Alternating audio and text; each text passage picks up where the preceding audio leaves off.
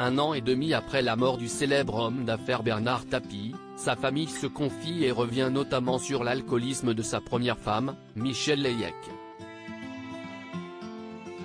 Le 3 octobre 2021, le monde des affaires et du football disait au revoir à l'une des personnalités les plus clivantes de ces 40 dernières années, Bernard Tapie, disparu après plusieurs années de lutte contre un cancer.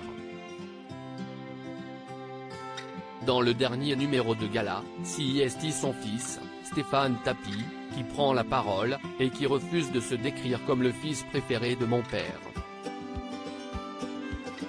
Stéphane Tapie est né de l'union de l'homme d'affaires avec Michèle Leyec en 1964, une femme discrète. Le couple fera la une de nombreux journaux jusqu'à sa séparation en 1986, suivi quelques mois plus tard d'un second mariage, le 23 mai 1987, avec Dominique Mialet-Damiano.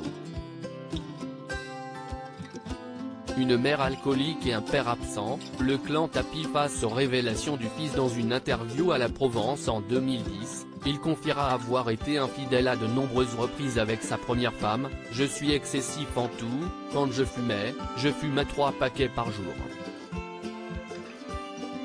Avec ma première épouse, j'étais infidèle. »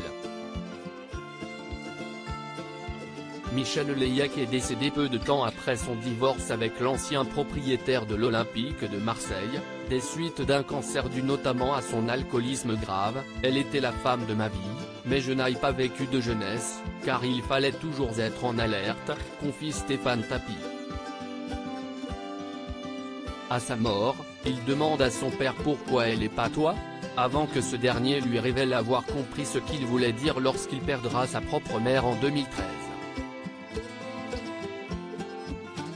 L'enfance de Stéphane Tapie, dramatique, est surtout marquée par le silence autour de la maladie de sa mère.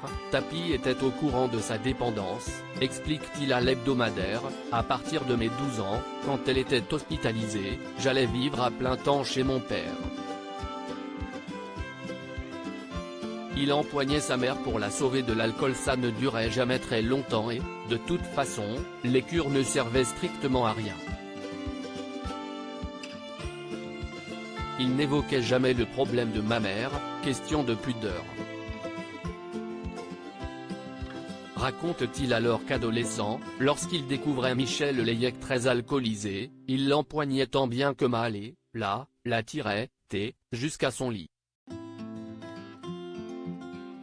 Ce n'était pas facile, mais que faire d'autre ? Je me murais dans le silence comme dans un blockhaus. Lorsque Bernard Tapie tombera dans le coma, peu avant son décès, il lui dira « Si est bon, t'inquiète, je vais m'occuper du reste.